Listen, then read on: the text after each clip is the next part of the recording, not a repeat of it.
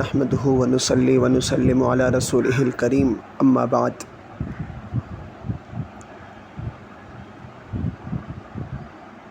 جنت کا ذکر چل رہا تھا۔ اللہ رب العزت ہر مومن کو جنت عطا فرمائے۔ اللہ تعالیٰ نے جنت کے ساتھ جہنم کو بھی پیدا فرمایا ہے۔ سخت ترین جگہ اللہ کی ناراضگی کی، اللہ کے عذاب کا ہم تصور نہیں کر سکتے، جس طرح جنت کی نعمتوں کا تصور نہیں کیا جا سکتا۔ اللہ رب العزت اپنے نیک بندوں کو جو کچھ دیں گے، دل کی آنکھیں اس کو سمجھ نہیں سکتی، کان اس کو سن نہیں سکتے، آنکھیں اس کو دیکھ نہیں سکتی۔ اسی طرح جہنم میں بھی اللہ رب العزت ایسی سخت ترین عذاب دیں گے اپنے متکبر، اپنے مشرک بندوں کو، کہ ہم اور آپ اس کا تصور نہیں کر سکتے۔ آخری عشرہ چل رہا ہے، یہ رحمت کا عشرہ ختم ہوا، مغفرت کا عشرہ ختم ہوا، یہ آگ سے خلاصی کا عشرہ ہے، آگ سے چھٹکارے کا، جہنم سے بچنے کا۔ وہاں پر اللہ کے رسول نے ارشاد فرمایا تھا، جنت کا سوال کرو، جہنم سے پناہ مانگو۔ اور یہ جہنم سے پناہ مانگنے کا ہی عشرہ چل رہا ہے۔ اب تو 3 دن بچے ہیں، خوب کثرت سے جنت کا سوال بھی کرے، جہنم سے پناہ بھی مانگے۔ اللہم اجرنا من النار برحمتک یا مجیر یا غفار۔ اے اللہ، ہمیں جہنم کی آگ سے پناہ عطا فرما، آپ کی رحمت سے، اور آپ ہی پناہ دینے والے ہیں، آپ ہی معاف کرنے والے ہیں۔ میرے بزرگ و عزیز و دینی بہنوں، نبی کریم صلی اللہ علیہ وسلم نے جہنم کی صفات کو بیان فرمایا۔ کیسی صفات ہوگی، کتنی خراب ترین آگ ہوگی۔ نبی کریم صلی اللہ علیہ وسلم نے ایک مرتبہ صحابہ سے فرمایا کہ دنیا کی آگ جہنم کی آگ سے 69 درجے نیچے ہے، ہلکی ہے۔ جہنم کی آگ 70 درجے گرم ہے۔ صحابہ نے کہا، اللہ کے رسول، دنیا کی آگ کو کوئی برداشت نہیں کر سکتا، تو جہنم کی آگ اس سے زیادہ سخت کہاں؟ ہاں بالکل، دنیا کی آگ میں تو جہنمی کو جب ڈالا جائے گا تو میٹھی نیند سوئے گا۔ 69 درجے زیادہ گرم ہے، 70 درجے زیادہ گرم ہے۔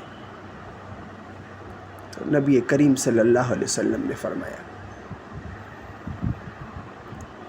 ایک دوسری حدیث میں ارشاد فرمایا،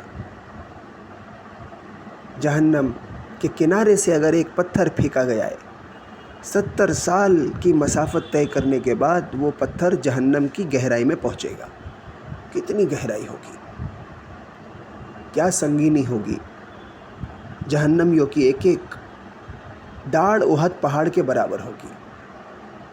ان کے بدن کی کھال اتنی موٹی کر دی جائے گی، 3 دن کی مسافت کے بقدر ایک مسافر سوار ہو کر چلے، تب جا کے اس کی کھال کے ایک کونے سے دوسرے کونے تک پہنچ سکتا ہے۔ یہ سب واقعات ہیں۔ اللہ پاک فرما رہے، وَجِیءَ یَوْمَئِذٍ بِجَہَنَّمَ، اس دن جہنم کو کھینچ کر لایا جائے گا۔ نبی کریم صلی اللہ علیہ وسلم نے فرمایا، جہنم کی پر 70,000 لگام ہیں، ہر لگام پہ 70,000 فرشتے ہوں گے جو اس کو کھینچ کر لائیں گے۔ اگر ایک فرشتہ بھی ایک لگام کو بھی ہلکی کر دے تو پورے وہ جہنمیوں کا صفایا نہ کر دے، اس لیے اس کو پکڑ کے قابو میں رکھنا پڑے گا۔ میرے آپ کا عقیدہ ہے، میرے بزرگ و عزیزوں، کہ جنت بھی موجود ہے اور جہنم بھی موجود ہے۔ انکار نہ کرے، جہنم موجود ہے۔ کہاں موجود ہے؟ حضرت علی رضی اللہ تعالیٰ عنہ سے پوچھا گیا، آپ نے ارشاد فرمایا، سمندر کی تہ میں۔ آپ نے فرمایا سمندر کی تہ میں، سمندر کے اندر جہنم ہے۔ تو آگ اور پانی کیسے؟ اللہ دونوں کو جمع کرنے پر قادر ہے۔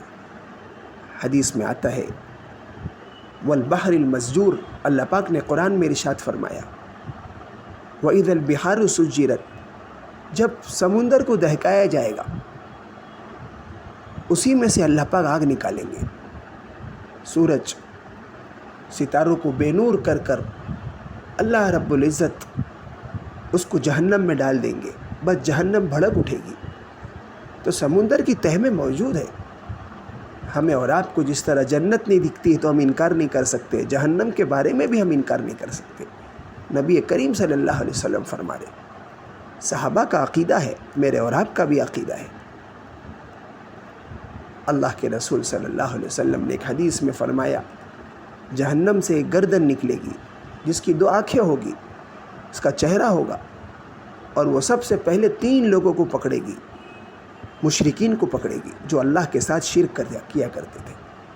اللہ کے رسول صلی اللہ علیہ وسلم نے فرمایا پھر جو اسلام کا ناحق انکار کرتے تھے، ان کو معلوم تھا اسلام حق ہے، جان بوجھ کر انکار کرتے تھے، ایسے متکبرین کو بھی پکڑے گی اور تصویر بنانے والے کو پکڑے گی اور جہنم میں لے جا کر ڈھکیل دے گی۔ میرے بزرگوں عزیزوں، جنت بھی موجود ہے، جہنم بھی موجود ہے، اور ایسی جہنم ہے کہ ہم اور آپ تصور نہیں کر سکتے۔ بس اس کو ایک ہی چیز بجھا سکتی ہے۔ اتنی بڑی جہنم کو مومن کے اللہ پاک کے ڈر سے نکلے ہوئے آنسو پوری جہنم کو بجھانے کی طاقت رکھتے، حدیث میں آتا ہے۔ اس لیے روئے، عاجزی اختیار کرے، تکبر سے دور رہے، بے نمازی کی صفت کو چھوڑے، نماز کا اہتمام کرے، اور اتنے دن سے جو خوبیاں بیان کی گئی ان کو اپنے اندر لانے کی کوشش کرے۔ اللہ رب العزت ضرور جنت عطا فرمائیں گے، ضرور جہنم سے پناہ دیں گے۔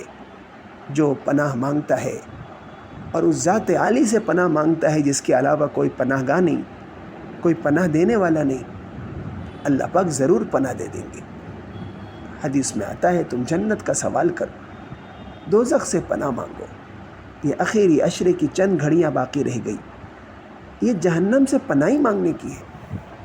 کثرت سے پڑھے اللہم اجرنا من النار برحمتک یا مجیر یا غفار، برحمتک یا مجیر یا غفار۔ اللہ کا نام لے کر، اللہ کے علاوہ کوئی پناہ دینے والا نہیں، اس کا سہارا لے کر پناہ مانگے، اللہ رب العزت ضرور پناہ عطا فرما دیں گے۔ اللہ پاک مجھے اور آپ کو، پوری امت مسلمہ کو جنت عطا فرمائے، دوزخ سے پناہ عطا فرمائے، ہمارے آخری عشرے میں کثرت سے دعا کرنے کی توفیق اللہ پاک نصیب فرمائے۔ وآخر دعوانا ان الحمد للہ رب العالمین۔